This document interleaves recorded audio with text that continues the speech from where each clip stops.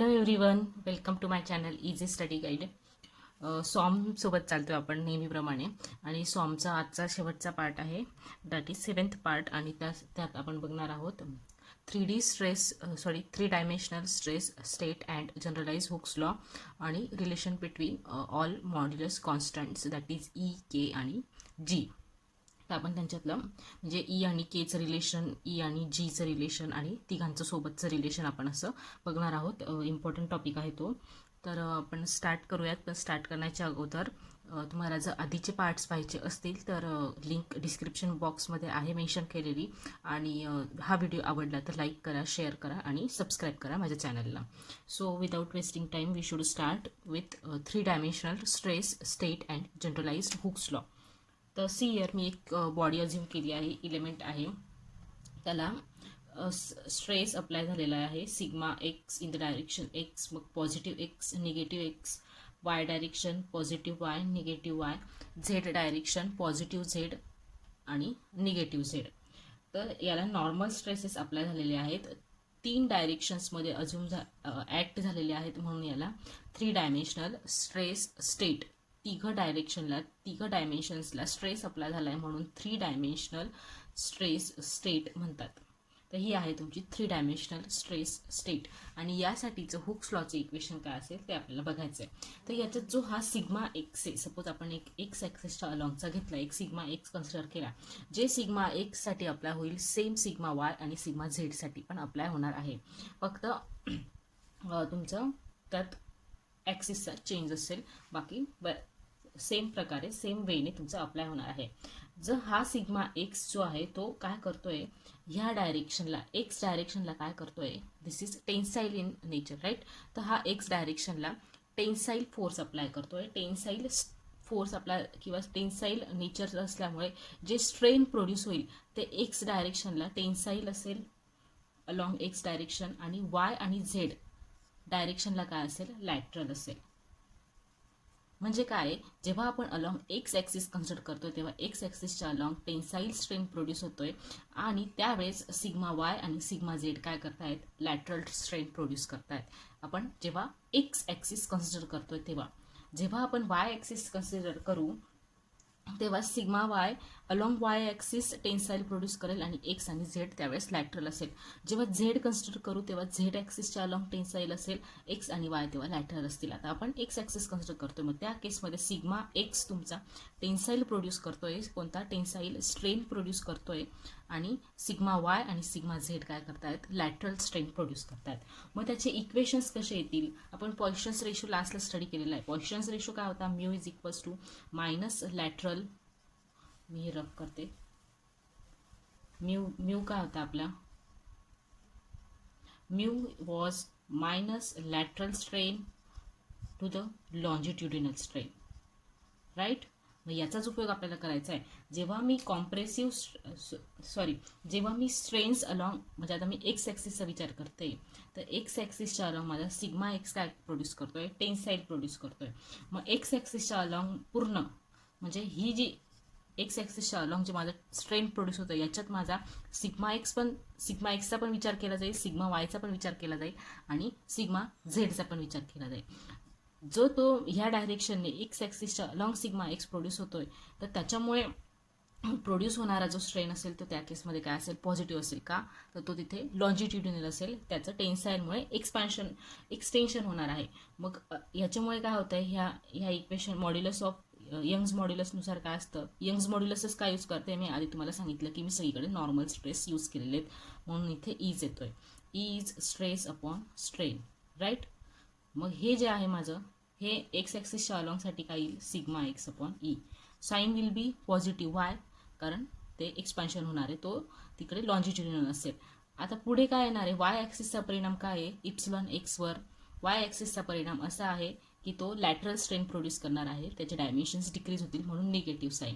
तर ते काय येईल, तिथे काय येईल, लॅटरल स्ट्रेन काढतो आपण, म्हणून म्यू येणार, आणि जो नॉर्मल तुमचा आहे तो sigma Y upon E, sigma X upon, नाही right, sigma Y upon E येणार वाय ॲक्सिसच्या. Z axis mu sigma Z upon E. हे जे आहे ते तुमचं नॉर्मल याच्यानुसारच आहे, हा काय आहे तुमचा इप्सिलॉन एक्स, हा काय आहे इप्सिलॉन एक्सच आहे आणि त्याला म्यूने दिस इज इप्सिलॉन वाय आहे आणि हा याला म्यूने मल्टिप्लाय केल्यावर आपल्याला इप्सिलॉन एक्स मिळतोय. हे तुम्हाला समजलं नसेल तर मी परत एकदा सांगते. सी तुम्हाला म्यूनुसार काय येतोय लॅटरल स्ट्रेन इज, याच्यानुसार काय येईल epsilon Y minus epsilon Y upon epsilon X. पण इप्सिलॉन वाय काय आहे तुमचा minus sigma Y upon E upon epsilon X is equals to mu. तुम्हाला इप्सिलॉन एक्सच पाहिजे तर तो काय येणार आहे मल्टिप्लाय झाला minus mu sigma Y upon E. This is your epsilon X. पण सेम झेड ॲक्सिसचं असेल. आता अलॉंग वाय आणि झेड काढायचं आहे. मग अलॉंग वायच्या याच्यात इप्सिलॉन वाय पॉझिटिव्ह असेल म्हणून आपण आधी पॉझिटिव्हवाली टर्म लिहून घेऊ. निगेटिव्हवाल्या टर्म कोणत्या येतील तिथे sigma X upon E minus mu sigma Z upon E. Epsilon Z काय येणार इप्सिलॉन झेड मी इकडे लिहिते. इप्सिलॉन झेड काय येणार अलॉंग झेड ॲक्सिस, त्याच्यात झेड ॲक्सिसचं पॉझिटिव्ह येईल minus mu sigma X upon E minus mu sigma Y upon E. हे जे तिघं इक्वेशन्स आहेत याला म्हणतात generalised Hooke's law. Above 3 equations that is 1, 2, 3 are generalised Hooke's law. मग आता आपल्याला हे इक्वेशन्स मिळालेले आहेत अलॉंग एक्स अलॉंग वाय आणि अलॉंग झेड ॲक्सिसचे स्ट्रेन्स मिळालेले आहे. आपण लास्ट लेक्चरला स्टडी केलं की एखाद्या ऑब्जेक्टसाठी रेक्टँग्युलर ऑब्जेक्टसाठी व्हॉल्युमेट्रिक स्ट्रेन कसा असतो. Volumetric strain is equals to epsilon X plus epsilon Y plus epsilon Z. Right. आपल्याला याचा पूर्ण जेव्हा 3 डायमेन्शनलने स्ट्रेस अप्लाय होतात तेव्हा याच्यात स्ट्रेन काय असेल तो आपल्याला काढायचा आहे. इप्सिलॉन एक्स मिळालेला आहे ह्या इक्वेशनमधून, एप्सिलॉन वाय मिळालेला आहे ह्या इक्वेशनमधून, एप्सिलॉन झेड मिळालेला आहे ह्या इक्वेशनमधून. मी पुट डाऊन करते सगळे इक्वेशन्स.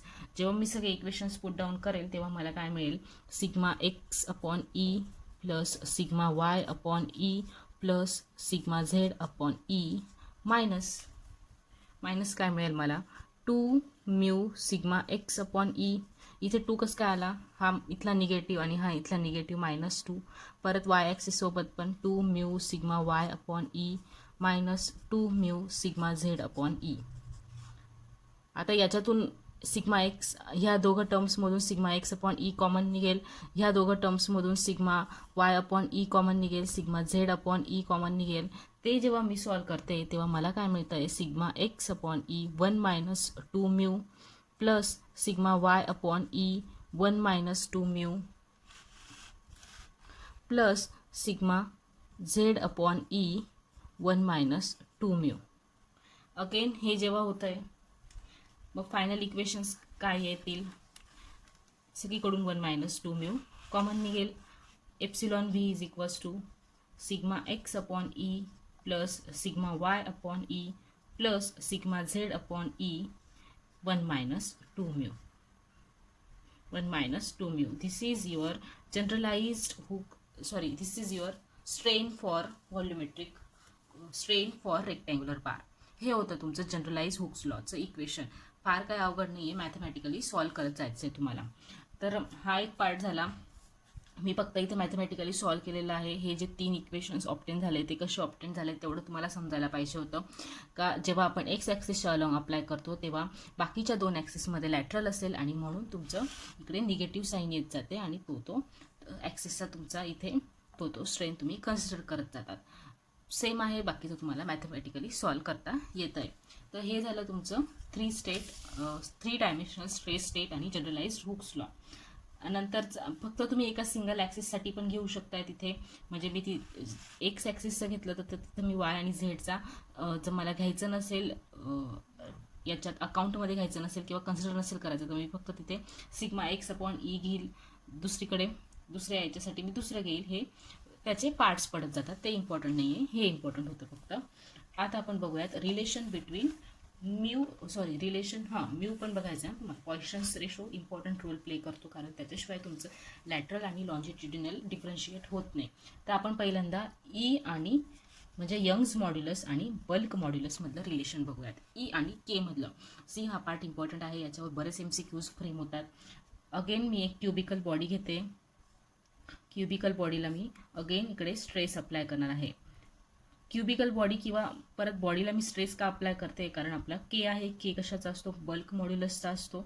बल्क मॉड्युलस म्हणजे काय, व्हॉल्युमेट्रिक मॉड्युलस, जेव्हा आपण सगळ्या डायरेक्शनने तिकडे फोर्स अप्लाय करत असतो, सिग्मा एक्स, सिग्मा वाय आणि sigma Z. Similarly for negative, for negative, for negative हे तुमचे स्ट्रेस अप्लाय होतील. आता याच्यात काय, हा जो क्यूब आहे तो कशाला आहे, तो इक्वल नॉर्मल स्ट्रेसेसला सब्जेक्टेड आहे. इथे इक्वल शब्दावर भर देऊयात आपण. Equal normal stresses, normal stresses त्याच्यावर ॲक्ट झालेले आहेत in all 3 mutually perpendicular directions. म्हणजे काय, ऑल 3 म्युच्युअली परपेंडिक्युलर डायरेक्शन्स म्हणजे अलोंग वाय आणि झेड, जे एक्सला परपेंडिक्युलर आहे, एकमेकांना परपेंडिक्युलर आहेत.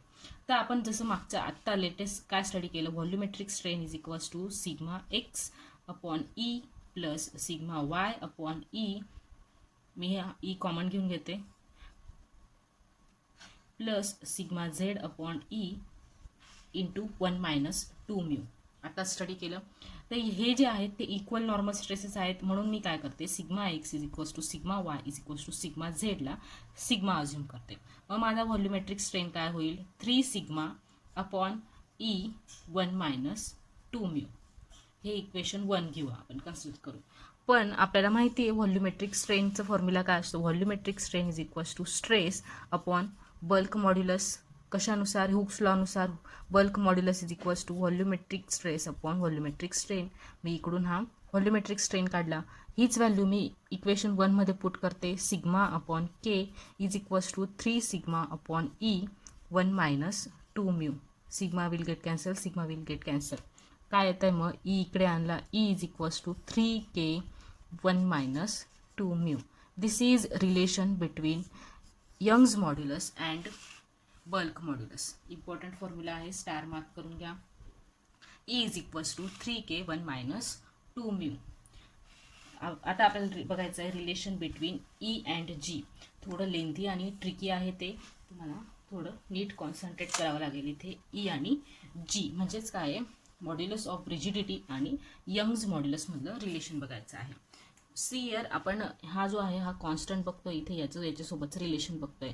मग आता मॉड्युलस ऑफ रिजिडिटी केव्हा येतो, तो शिअर स्ट्रेनच्या किंवा शिअर स्ट्रेस आणि शिअर स्ट्रेनच्या वेळेस येतो. म्हणजेच काय, जी बॉडी घेऊ आपण त्याच्यावर काय होईल, शिअर स्ट्रेस अप्लाय होईल.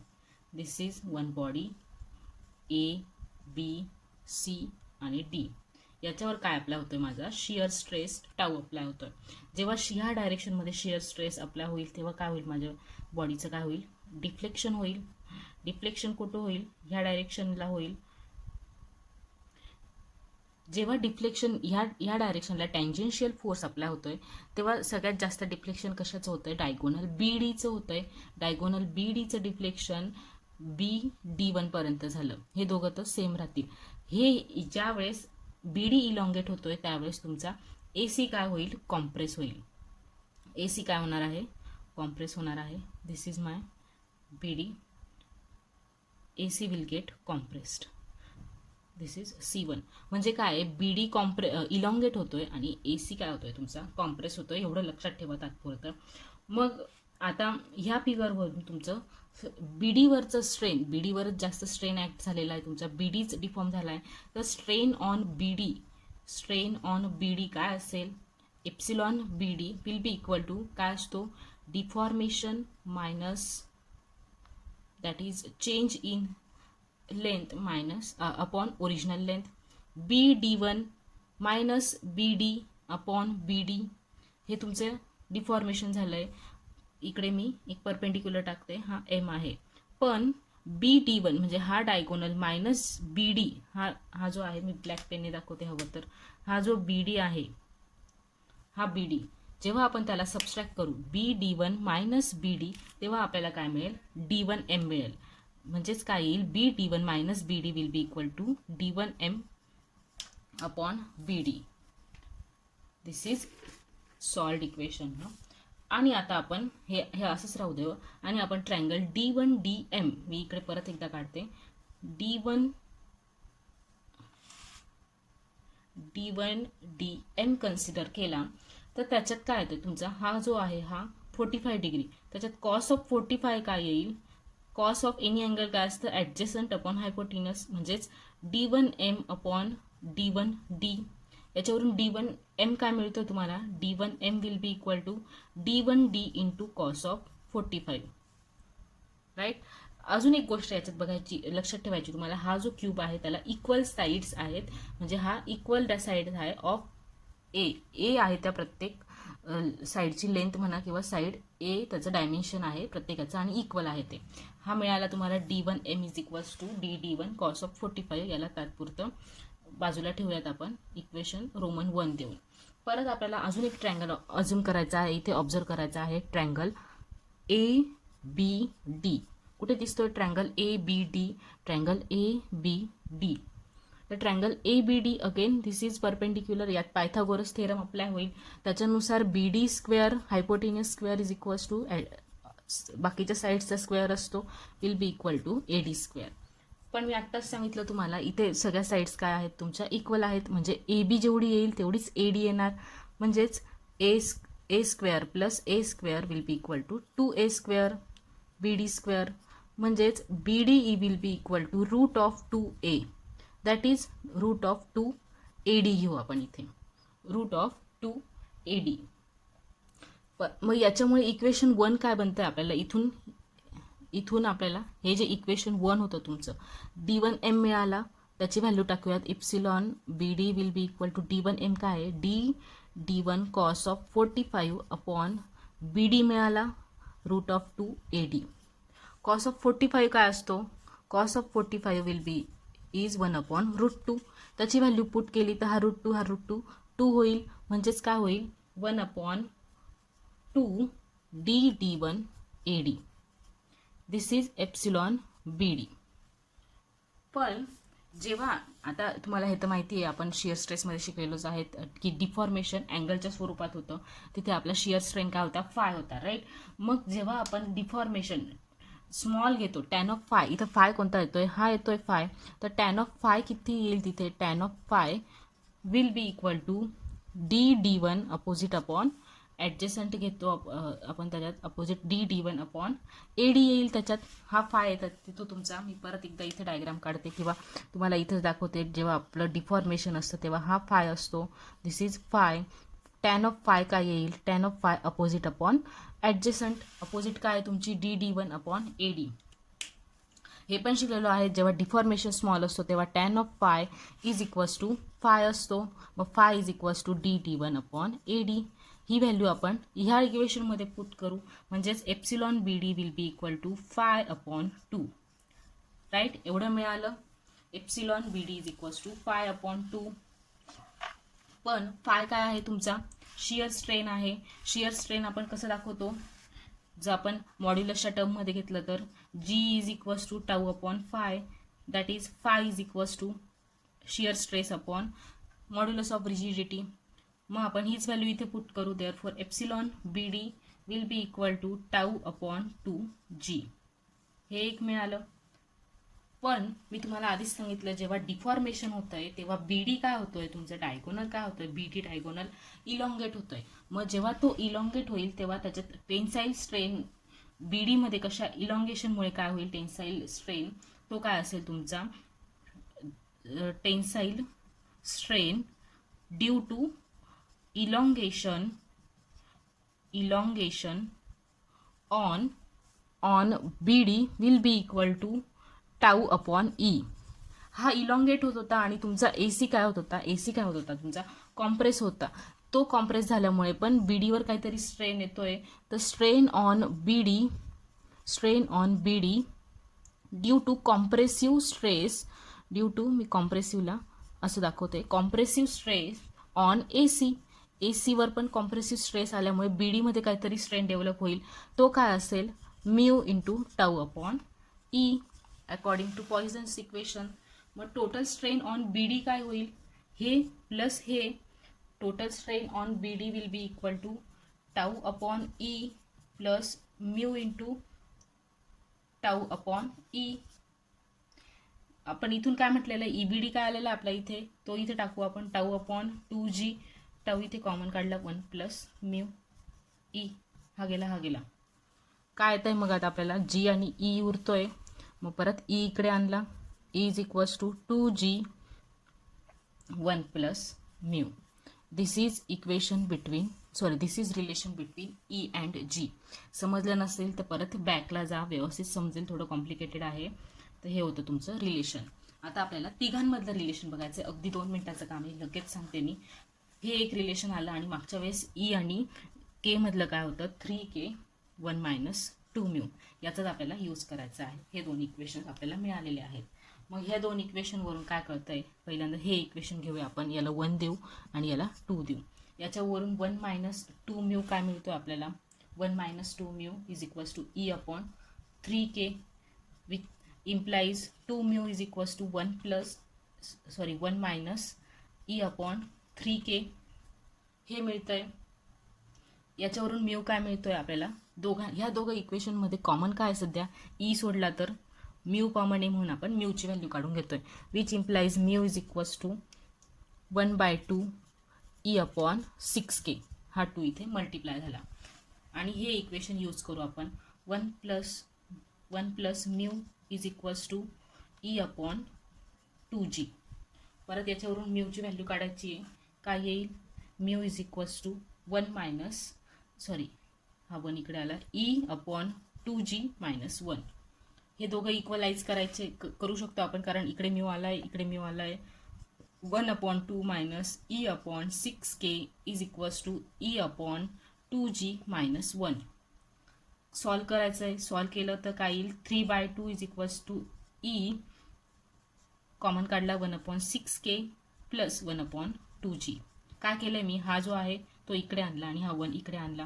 काय येईल सॉल्व केलं तर 3/2 is equals to E upon 2 common काढला, 1 प्लस 3k प्लस 1g. हा 2 गेला, which implies E is equals to, मी इकडे डिनॉमिनेटर कॉमन घेतला आहे तुमचा, तर E is equals to 9kg, denominator equal करून घेतला आहे, 9kg अपॉन g plus 3k. This is relation between all modulus constant. Very very important formula. So आपल्याला काय काय रिलेशन्स मिळाले या सेशनमध्ये. या सेशनमध्ये आपल्याला मिळाले, पहिलं इक्वेशन काय मिळालं होतं, E is equals to 3k 1 minus 2 mu, E is equals to 2g 1 plus mu आणि E is equals to 9kg g plus 3k. हे आहेत रिलेशन्स बिटवीन मॉड्युलस कॉन्स्टंट आणि इम्पॉर्टंट आहेत. So thank you. सेशन थोडं लांब झालं आहे, पण आपला थेरी पार्ट संपला आहे. नेक्स्ट सेशनमध्ये आपण MCQs घेणार आहोत. Thank you very much.